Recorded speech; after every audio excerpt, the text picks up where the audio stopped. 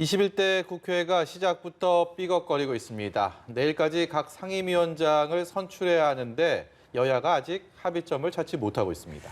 박병석 국회의장과 양당 원내대표가 오늘 오후 회동할 예정인데요.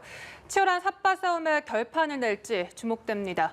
유용화 한국의대 초빙 교수, 이상일 전 국회의원 스튜디오에 모셨습니다. 어서 오십시오. 네, 안녕하세요. 원구성 법정 시한 이제 하루 앞입니다. 내일 국회 본회의는 예정이 돼 있는데 본회의 앞두고 오늘 국회의장 박병석 의장이랑 여야 원내대표가 5시에 만난다고 합니다. 마지막 상임위원장 담판, 과연 이 자리에서 어떤 합의점을 도출할 수 있을지 지금 관심사인데요. 어떻게 예상하십니까? 박병수 의장이 오늘 합의점이 안 나오면 자기가 안을 제시하겠다 그랬는데요. 네. 뭐 지켜봐야겠지만 일단 민주당에서는 법사위 부분에 대해서는 양보할 생각이 전혀 없는 것 같아요. 네. 언론 보도라든가 뭐 봤을 때 법사위가 결국은 기존에 발목 잡기 역할을 했다. 그래서 법사위는 반드시 민주당에서 가져오든지 아니면 지금 논란이 되고 있는 자구 체계 심사 권한 네. 이 문제를 국회법 개정을 통해서 삭제하든지 그렇게 해서 예결위는 뭐 어차피 예산 문제는 국회에서 제어를 해야 되니까 그 야당이 가더라도 가져가도 법사위는 절대 양보할 수 없다. 그것은 이제 177석에 대한 명분도 되지 않느냐. 개혁 법안을 계속 통과시켜야 되는데 기존의 관례로 봤을 땐 하여튼 야당이든 여당이든 간에 법사위원장을 딱 쥐고서 거기서 또 걸러내는 그러면서 홀딩하는 계류하는 이러한 나쁜 관행이 있었기 때문에 절대로 양보할 수 없다. 아마 그런 입장인 것 같습니다. 그래서 법사위원장을 양보하지 않는 대신에 예결위하고 그다음에 이제 노른자의 상임위들이 있어요. 기존에 여당에서 가져갔던 뭐 정무위라든가 뭐 과학기술 방통이라든가 하여튼 뭐 여러 가지가 거론되겠죠. 그 중에서 뭐 하나를 준다든가 뭐 받는다든가 뭐 그러한 방식들의 협상이 되지 않을까. 근데 되지 않겠습니까? 저는 어떻게 하든가 해서 내일 뭐 빨리 해서 정상화 시켜야죠. 네. 법사위의 현재 권한들, 그러니까 법사위의 권한이 체계와 자구 심사를 많이 얘기를 하는데 그만큼 법사위에서 어떤 폐해가 있었던 부분들이 있었기 때문에 근데 그 권한은 그대로 유지하되 법사위원장의 자리를 놓고 민주당과 통합당이 얘기를 할 것인지 아니면 법사위원장의 권한을 조금 법사위 바꿔서 기존의 어떤 그런 폐해를 좀 줄이면서 이 위원장 자리를 놓고 할 것인지도 관심사인데요. 어떻게 보십니까? 사실은 법사위에 부여된 그 권한 자체가 문제가 되는 건 아닙니다. 그러니까 체계 자구 심사권은 필요하다고 봅니다. 왜냐하면 국회 각 상임위원회에서 많은 법안들을 심의를 해서 이제 처리를 한 다음에 법사위로 가는데 그게 우리 헌법 체계와 맞는지 또 법적으로 어떤 여러 가지 조문상 일관성이 있는지 혹시 구멍이나 허점이 없는지를 법사위에서 이제 거르는 기능을 하기 때문에 그게 필요하다고 보고 그거를 없앨 때 입법하는 과정에서 나중에 통과한 다음에 많은 문제가 또 발생할 경우 국회는 뭐 했느냐 이런 지적을 받게 된단 말이죠. 다만 이제 법사위 운영상에 있어서 그것이 다른 상임위에서 다 처리된 법안들을 그러면 체계 자구 심사 제대로 하고 이 처리하면 되는데 이제 거기서 일종의 상원 역할을 하면서 그 법안들을 처리하지 않고 이렇게 좀 놔두는 이런 것 때문에 그러는데 민주당이 야당할 때도 그렇게 많이 했었어요. 그래서 거기서 또 법사위에서 뭐 여당이 원하는 법안, 야당이 원하는 법안 또 주고받기도 하고 뭐 보기에 따라서는 그게 이제 정치적 협상이죠. 그런데 지금 18대 국회 2008년을 돌아보면 민주당 거기 돌아봐야 됩니다. 18대 국회에 민주당이 얻은 의석이 81석이었어요. 81석. 그리고 당시 여당인 한나라당, 지금 미래통합당 전신인 한나라당이 172석을 얻었습니다. 그러면 지금 민주당 177석, 미래통합당 103석이에요. 그 당시 18대 국회 때 민주당이 원 구성을 하지 않고 지연을 해가지고 88일쯤 걸렸습니다. 상임위원장 임명 선출까지. 국회의장 선출이 47일쯤 뒤에 이뤄져요. 김영호 국회의장이 그때 선출되는데 그러면 한나라당이 밀어붙일 수 있었죠. 인내심을 발휘했던 거예요. 계속 정치적으로 대화를 하고 결국은 타협을 본 거란 말이죠. 그리고 민주당이 상임위원장을 6개를 가져가고 그중에 하나 법사위원장 가져갔어요. 그렇다면 지금 미래통합당이 의석수가 그 당시 민주당보다 많으니까 7석의 상임위원장을 요구하고 법사위원장 요구하는 거 아닙니까? 민주당이 지금 이런 말씀 드리고 싶어요. 논어에 이런 말이 있어요. 견소리 즉 대사불성이다. 작은 이익을 바라보면 큰 일을 그르치게 된다. 지금 민주당 할 일이 얼마나 많습니까? 지금 당장 자기들 3차 추경한다는 거 아닙니까? 35조 이상 되는 그걸 처리해야 된다면서 18개 상임위원장, 법사위원장을 비롯해서 다 가져간다. 야당은 뭘 하라는 거죠?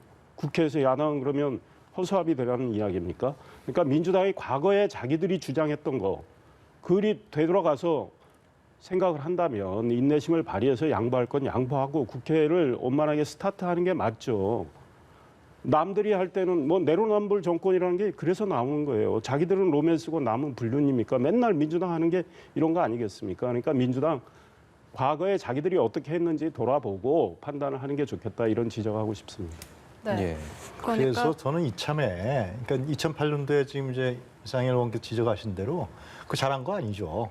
그리고 이제 그 여야가 교체될 때마다 항상 법사위에서 이 국회의 정상적인 국정 운영을 사실상 방해한 거라고 저는 생각합니다. 그래서 이번에 이참에 그 국회법 개정 이라는 국회안을 이번에 민주당에서 제출한다 그랬는데 네. 이참에 법사위에 그렇게 여야 간의 정쟁과 갈등을 유발시키고 국회의 정상적인 운영을 방해했던 그런 법사위의 체계라든가 자꾸 심사하는 거나 이거는 바꿔야 된다는 거죠. 그래서 지금 이제 나온 안이 무슨 뭐 국회의장의 직속 권한을 둬서 거기서 전문가들이 검토하는 정도 수준, 뭐 위헌 여부라든가 다른 법률과의 뭐 충돌 여부 이런 정도 수준에서 하면 된다라는 게 지금 일반적인 의견인 것 같고요. 네. 그래서 만약 법사위 부분을 그렇게 해서 그런 뭐 사법위원회를 바꾸다. 그러니까 뭐 검찰이 권력기관을 또 관장하기 때문에 사실 막강해요. 그거 없애도 자꾸 책이 없어도요.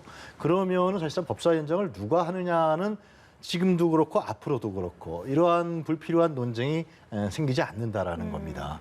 그렇게 해서 합의를 보는 것이 제가 보기에는 요즘 20대 국회를 반성하고 21대 국회로 나가는 그래서 국민들한테 나름대로 명분이 있을 수 있는 거 아니냐. 그런 다음에 예를 들면은 예결위 문제라든가 다른 노른자의 또 상임위가 있단 말이죠. 이런 부분들을 야당이 가져간다든가 또 협상을 한다든가 이런 식으로 가는 것이 제가 보기엔 정상적이지 않겠느냐 명분도 있고 견제라는 게 이제 중요한데요. 네. 야당이 견제는 해야죠. 국회에서 견제를 하는데 정상적인 그리고 상식적인 방안으로 견제를 해야 국회가 정상적으로 돌아간다. 그런 말씀을 좀 드리고 싶습니다. 네. 이 법안 체계 자구 심사권이 야당 입장에서는 최소한의 견제 장치이기 때문에 꼭 있어야 한다라는 입장인데 또 여당 입장에서는 이것이 20대 국회 발목 잡기를 하면서 제대로 법안 처리가 이루어지지 못했다라는 입장입니다. 이에 대해서 야당의 입장 어떻습니까? 정확히 좀 인식을 하실 필요가 있겠다. 우리 시청자들께서도 이 체계 자구 심사권이 야당만을 위한 그 권한이 아니에요. 그러니까 각 상임위에서 많은 법안들이 처리돼서 올 때 그 법안이 우리 헌법 체계하고 맞는지 법안에 있는 각종 조문들이 법적 틀을 제대로 갖추고 있는지 그 법안 내부에서 모순된 것들이 없는지 이런 것들을 다 따져보는 기능이에요. 근데 그거 없이 법안을 그냥 소위 말해서 덤벙덤벙 처리를 했다고 가정했을 때 과거에 우리 법안 처리해서 입법해가지고 그 법안에 많은 허점이 드러났을 때 국회가 얼마나 비난을 받았습니까? 그러니까 체계 자구 심사권은 저는 유지되는 게 맞다. 이제 이런 거고 법사위를 운영하기 나름이라는 거죠. 그러니까 사실은 그동안에 법사위가 발목 잡기를 자꾸 한다고 지적 나온 것들이 여당이 자꾸 밀어붙이려고 하니까 야당이 투쟁의 수단으로 그걸 가지고 사용했기 때문이란 말이에요. 그러니까 여당이 좀 원만한 정치력을 발휘하면 큰 문제가 안 된 경우도 많았단 말이죠.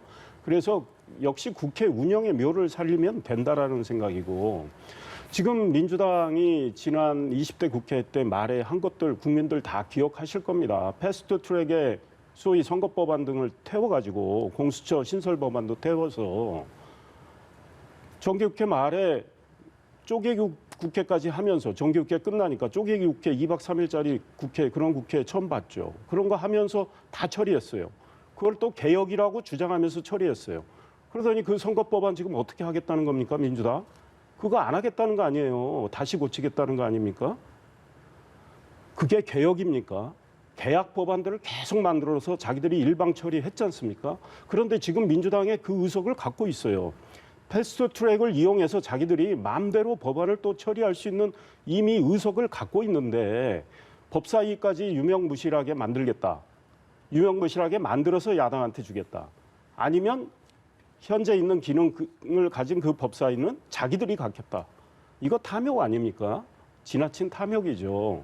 그래서 지금 민주당 내에서 지금 벌어지는 여러 가지 행태들을 국민들은 보고 계실 겁니다. 의석을 국민들이 이렇게 많이 줬더니 과거사 다 헤집어서 지금 하겠다는 거, 미래지향적인 이야기 나오지도 않아요. 그리고 국회도 일방적으로 독주하겠다는 이런 모습으로 계속 가고 있는 거 아닙니까? 지금 굉장히 민주당은 위험한 길을 가고 있다. 오만하고 교만하면 반드시 화를 당하게 됩니다. 달도 차면 기운다는 말이 있어요. 민주당 총선 끝난 다음에 겸손, 절제 한 하루 이틀 정도 이야기하더니 작심 3일도 안 했습니다. 지금 민주당의 이런 모습을 국민들은 주시하면서 지금 평가를 할 겁니다. 민주당이 더 지나치게 독주하고 독선을 부리면 민주당 국민들한테 심판받을 수 있습니다. 그럼 명심하셔야 됩니다. 21대 국회 개원하기 전에 다들 여러 생각들을 하셨겠지만 상임위장단 선출부터 원구성까지 한 번에 만나서 합의하고 뭐 그렇게 물 흐르듯이 할 거라고 생각하시는 분들 거의 없으실 겁니다. 네. 국회가 늘 지금까지 그래왔기 때문에. 그렇다면 지금의 어떤 현재 분위기가 협상을 통해서 접점을 찾을 수 있을 정도의 수위라고 보시는지, 아니면 이전의 국회들과 비교해 봤을 때 이번에는 좀 그때보다도 좀 더 심각하다, 뭔가 평행선이 좀 오래 갈 것 같다라는 느낌을 갖고 계시는지 궁금합니다. 근데 그게 이제 177석이라는 속에 들어가 있는 함의라고 생각하는데요. 이제 그걸 어떻게 해석하느냐, 국민들이 또 국회에서 그런 거죠. 그러니까 기존의 그 국회의 여야 구도하고 상당히 판이하잖아요.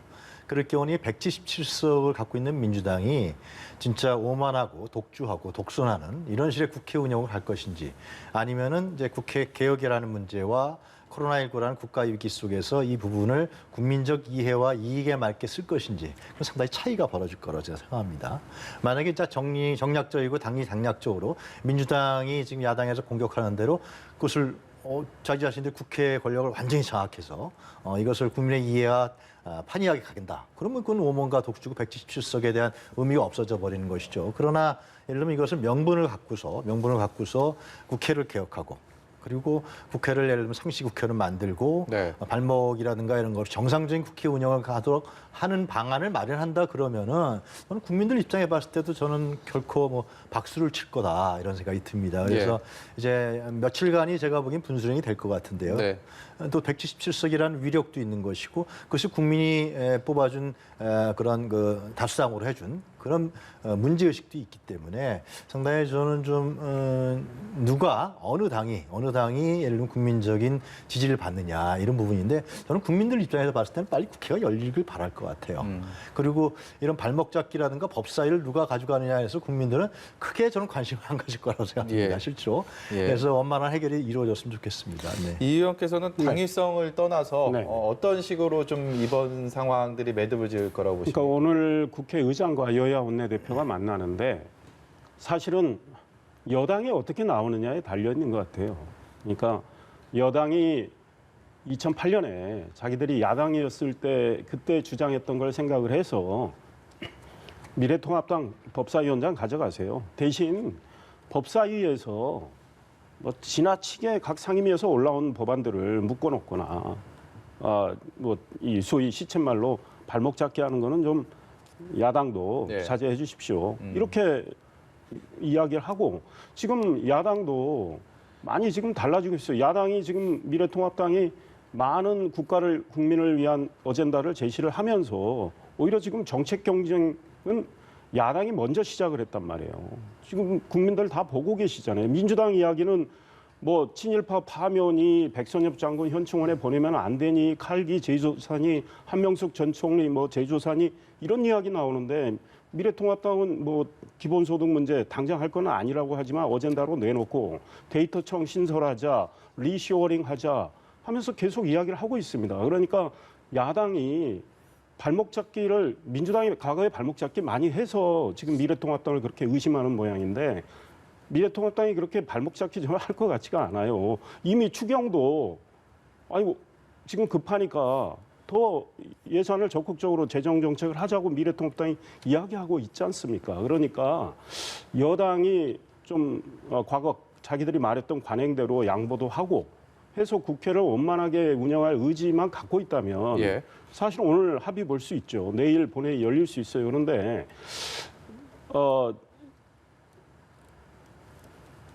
임기 개시 7일 뒤에 첫 국회가 열렸잖아요. 그래서 예. 국회의장을 선출을 했죠. 그다음에 사흘 뒤, 그게 내일입니다. 내일 상임위원장을 선출을 하는데 여야 교섭단체가 합의 안 되면 내일 본회의가 열린다고 장담할 수가 없어요. 지난번에는 미래통합당이 들어가서 그걸 합의해서 들어간 게 아니고 의장 선출하고 21대 국회 첫 개원을 하는 날이니까 들어가서 항의성 입장을 발표를 했으니까 들어간 건데 지금 오늘 합의가 안 되고 내일 민주당이 일방적으로 본회의를 연다면 미래통합당 안 들어갈 가능성이 있어요. 그렇기 때문에 그 모습은 그다지 아름답지 않기 때문에 여당이 이런 걸 염두에 두고 양보를 하는 게 좋겠다 이런 생각입니다. 예. 네. 오늘 오후 5시에 이제 의장과 여야 원내대표가 만나서 단판을 짓게 되는데 그 결과가 어떻게 나올지 주목을 해봐야겠습니다. 이렇게 상임위 배분이 어떻게 될지는 아직은 미지수입니다만 이 법사위원장 자리에 많은 중진 의원들의 함합형이 오르내리고 있습니다. 박범계 의원부터 김기현 그리고 김도읍 의원이 거론이 되고 있는데 이 중진 의원들의 또 함합형 어떻게 좀 분석하고 계십니까? 또 법사위원장을 이제 누가 가져가냐가 제일 중요하겠죠. 네. 민주당에서 가져가게 되면 박범계 의원 아니면 이제 뭐 통합당에서 가져가게 되면 뭐 지금 얘기되는 뭐 김기현이나 네. 김도읍 의원 이렇게 될 것 같은데 누차 말씀드리지만 이참에 전 법사위 부분에 대해서 개선을 해야 된다. 국회법을 개정을 해서 그뿐만 아니라 상시국회도 해내고 그 외에 이제 국회의원들의 뭐 특권들이 있잖아요. 불체포 특권이라든가 이런 부분들 세비에 대한 부분도 개정을 해서 좀 그런 모습을 여야가 보여줬으면 좋겠다는 생각이 들고요. 예. 그리고 이 상임위원장 자리라는 것은 굉장히 중요하죠. 왜냐 상임위원장의 권한이 상당히 막강해요. 뭐 다른 나라도 그렇지만은 뭐 회의를 개회하고 또 의안을 결정하고 또 예를 들면 뭐 정회하고 다시 또 개시하고 또 발언권 문제까지도 의원들의 발언권 문제도 제한할 수 있기 때문에 상임위원장의 권한은 상당히 막강하고 또 행정부 입장에 봤을 때도 상임위원장의 말 한마디 회의를 하는 것을 회의를 어떻게 진행하는 게 중요하기 때문에 그래서 이 상임위원장이 누가 되느냐 어느 당에서 되느냐. 그래서 되게 선수로 되는데 선수로 3선 이상 이렇게 되는데 이런 부분들이 있고요. 그리고 또 상임위원회 위원장 배분 문제도 중요하죠. 전통적으로 야당에서 가져가는 상임위원장이 있고 여당에서 가져가는 상임위원장이 있단 말이죠. 전통적으로 여당 같은 경우는 뭐 이제 국방이라든가 운영이 청와대에 국회 운영하는 거니까요. 그 외에 과학기술정보통신이라든가 정무위 이렇게 가져가면 야당은 뭐 환경노동위원회라든가 농림해양수사이라든가 또 뭐 산자위 이런 형태로 가져가는데 문제는 이제 법사위겠죠. 법사위에서 어떻게 이제 18개 중에서 11대 7로 또 뭐 12대 6으로 어떻게 나누느냐 이 부분인데 그거 지켜봐야 될 것 같습니다. 그러나 하여튼 상임위원이 잘 배분돼서 빨리 성공적으로 국회가 열리는 것을 아마 국민들이 저는 바라고 있을 거라 생각합니다. 네. 네. 저희가 화제를 좀 돌려볼게요. 네. 2차 긴급재난지원금 얘기가 솔솔 나오고 있습니다. 1차 긴급재난지원금 코로나19로 인해서 처음 도입될 때 이게 뭐 세수가 확보가 됐느니 아니면 뭐 정부의 재정 건전성에 문제가 있느니 아니면 경제 살리기 위해서는 어쩔 수 없는 불가피한 선택이라는 여러 가지 말들이 많았고요. 그리고 이게 정치권에서도 논란이 됐습니다. 근데 결과적으로 1차 긴급재난지원금은 이제 거의 신청이 끝난 상황인데 마무리되는 상황인데 이 상황에서 2차 긴급재난지원금 필요성이 대두가 됐거든요. 물론 이 부분도 논란의 여지가 충분히 많이 있다고 봅니다. 여기에 대해서 이상일 의원의 입장 먼저 듣도록 하겠습니다. 사실은 저는 좀 신중하게 생각을 해야 됩니다. 이재명 경기지사가 특히 적극적으로 주장을 하는데 지금 올해 우리가 적자 재정을 굉장히 많이 지금 폈습니다. 이미 국채 발행이 100조가 넘은 걸로 알고 있고요.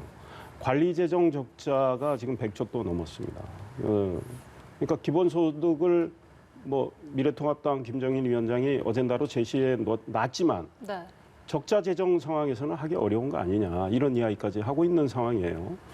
그런데 이 재난지원금과 관련해서 그 효과에 대해서 아직 아주 정밀한 판단은 아직 나오지 않았다고 생각합니다. 정부 쪽은 효과가 있다고 주장을 하지만 글쎄 여기에 일시적으로 반짝하는 효과 말고 우리의 경제의 기초 체력을 올리는 경제력을 키우는 그런 효과가 있다고 생각되지는 않습니다. 게다가 이미 적자 폭이 많이 컸기 때문에 저는 이 문제에 대해서는 좀 신중하게 접근해야 된다.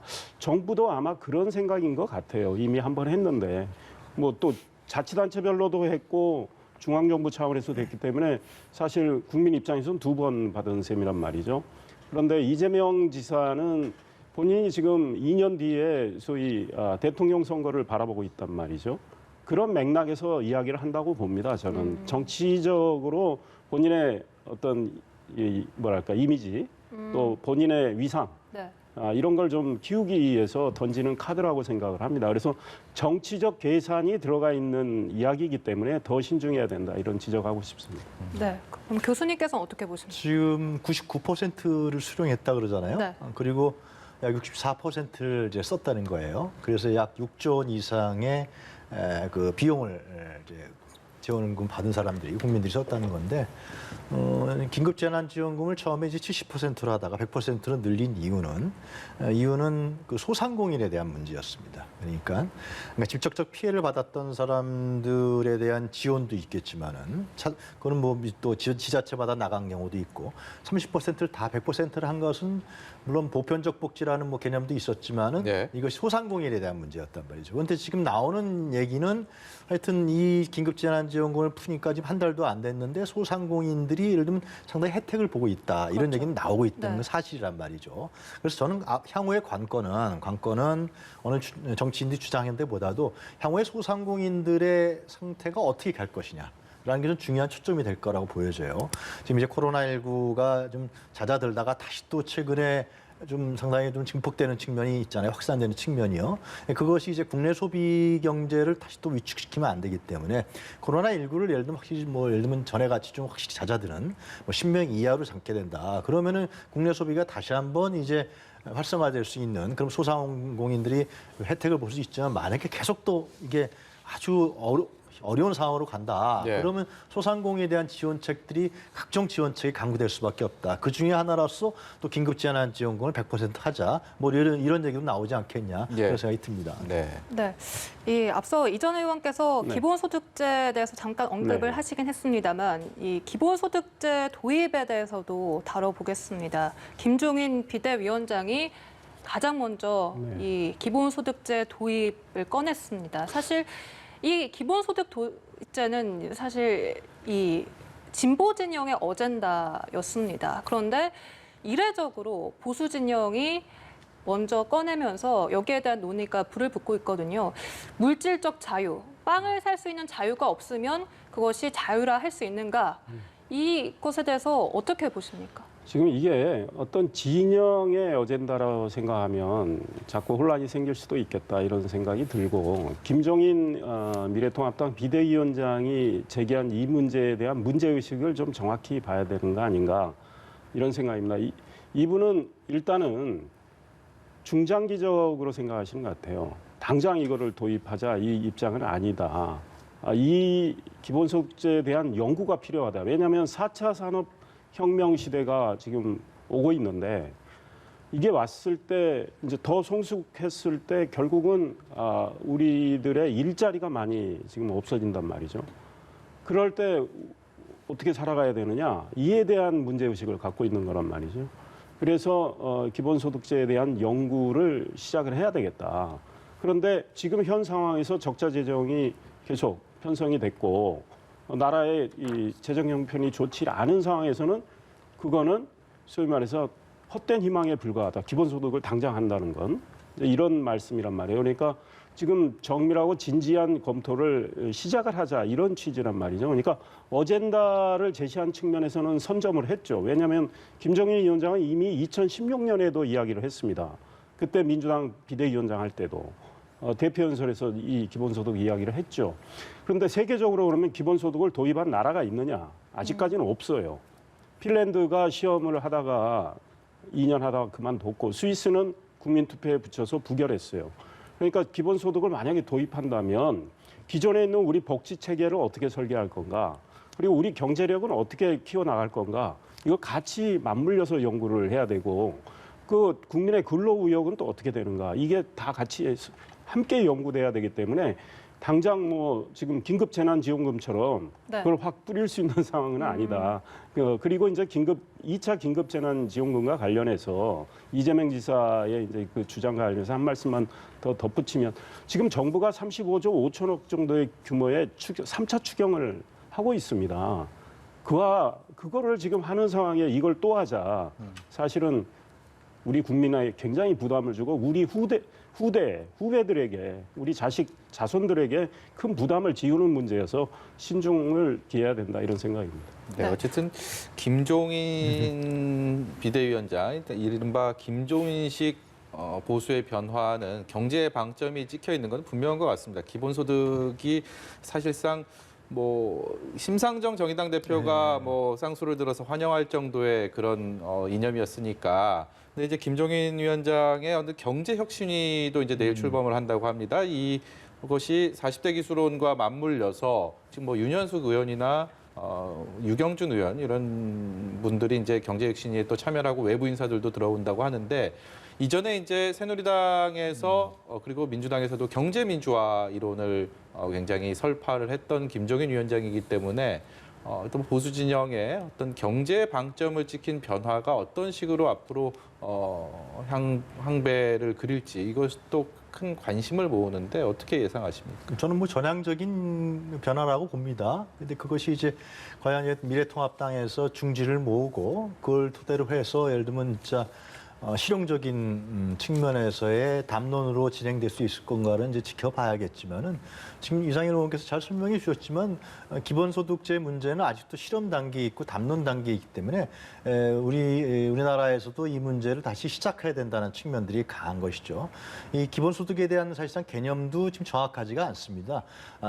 정확하게 정의 내리고 합의된 개념은 아니에요. 예를 들면 프랑스 좌파 같은 경우에서 생각하는 기본소득과 또 예를 들면 그 북유럽에서 얘기하는 사회민주적 재정당이 있는 북유럽에서 얘기하는 기본소득의 개념은 좀 다르거든요. 네. 기존의 복지제도에서 충당하지 못한 부분을 어떻게 할 것이냐. 근데 아직도 실험 단계이기 때문에 이 논의를 이제 김종인 위원장이 얘기를 했다는 것을 국내에서 네. 활발하게 국회에서 진행된다. 그런 측면에서는 전향적이고 중요한 부분이고 다음 대선에서 이 문제가 또 논의가 되겠죠. 네. 여러 가지 문제, 재정 문제 해서.